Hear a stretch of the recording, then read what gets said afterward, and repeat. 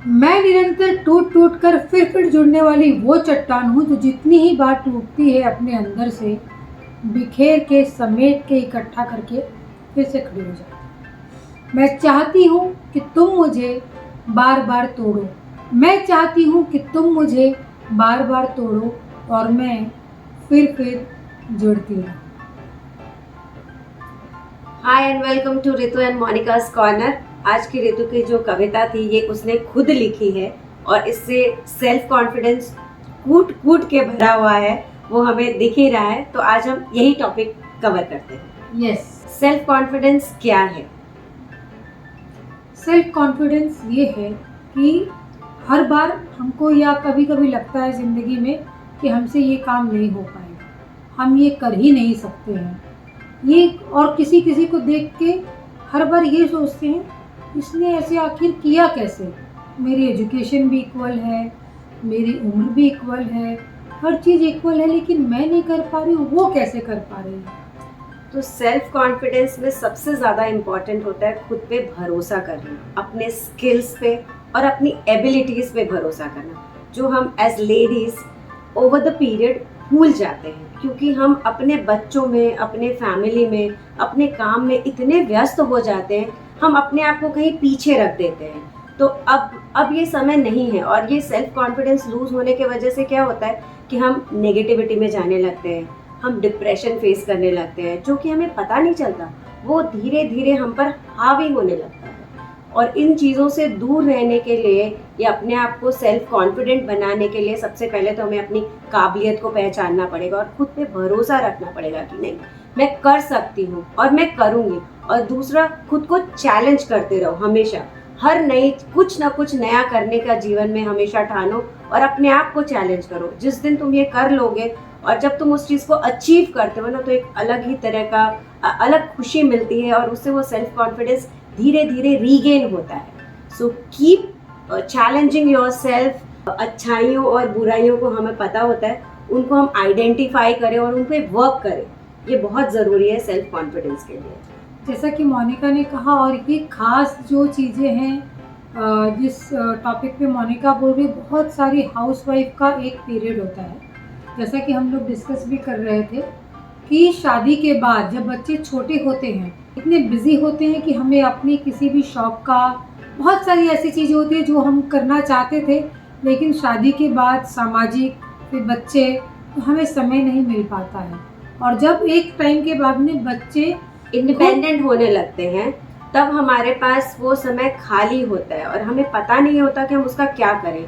वही फेज है जब औरतें डिप्रेशन में धीरे धीरे जाने लगती हैं। वो अपने आप में, एक तो वो धीरे धीरे, क्योंकि वो कुछ कर नहीं रहती है, नया कुछ करती नहीं होती है, तो वो कॉन्फिडेंस लूज करने लगती है और अपने आप को नेगेटिव थॉट्स में घेरना शुरू कर देती है। सो इसके लिए ये भी बहुत ज़रूरी है कि हम नेगेटिव थॉट्स से दूर रहें, प्लस जो लोग हमसे नेगेटिव बातें करते हैं उनसे दूर रहें। अगर हम उनसे दूर नहीं रह सकते तो एटलीस्ट कुछ पॉजिटिव चीज़ें हमारे आसपास लाएं, कुछ नहीं तो हम पेड़ पौधे ही लगा लें, उनसे हमेशा डेफिनेटली हमें हमेशा पॉजिटिविटी मिलेगी।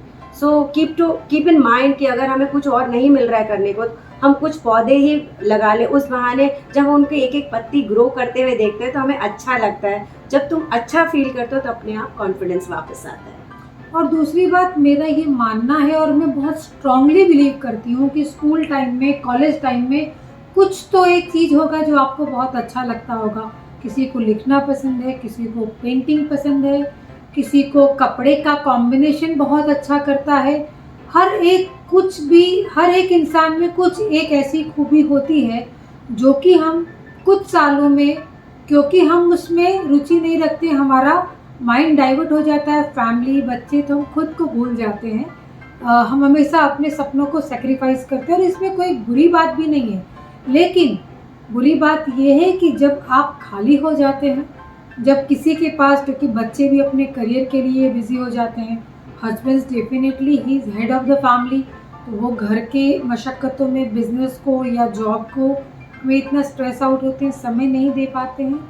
तब आप खुद के लिए क्या क्या कर सकते हैं, थिंक अबाउट दैट। और पॉजिटिविटी, जैसा कि मोनिका ने कहा, मैं 200% सहमत हूँ कि सबसे पहले इंसान को पॉजिटिविटी लानी चाहिए और खुद को कभी भी आप कम मत समझो किसी से, और ना ही आप कंपेयर करो। आप डोंट कंपेयर, आप खुद एक मिसाल बनो।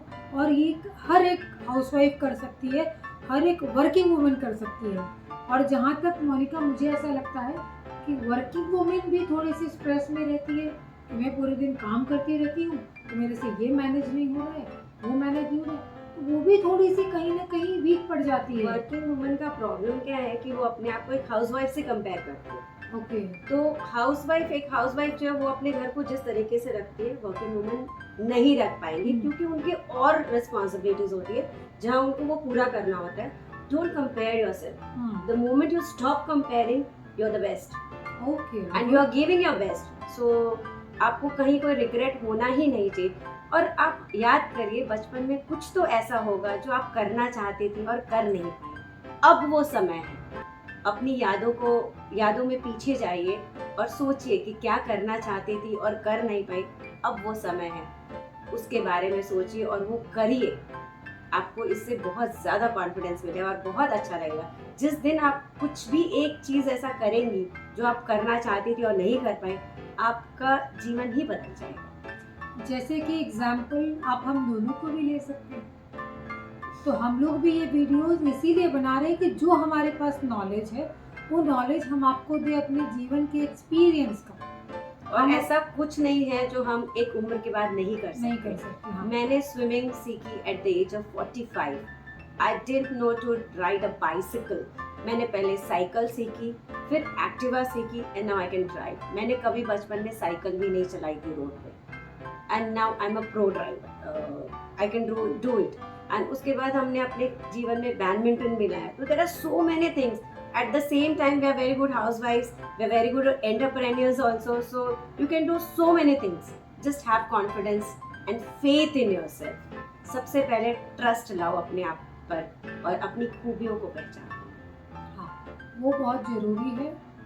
और वही बात जो मैं हर बार बोलती हूँ, हमारे चैनल को सब्सक्राइब किया कि नहीं करेंगे तो नुकसान आपका है। इतनी अच्छी अच्छी चीज़ें और इतनी आसान भाषा में आपको हमारे चैनल के सिवाय कोई भी नहीं समझा पाएगा, इसकी गारंटी भी मैं 200% लेती हूँ। ऑफ लेट तो रितु ने मुझे YouTube में चैनल बनाना भी सिखा दिया है। This is not my forte but I am giving it a try. Thank you.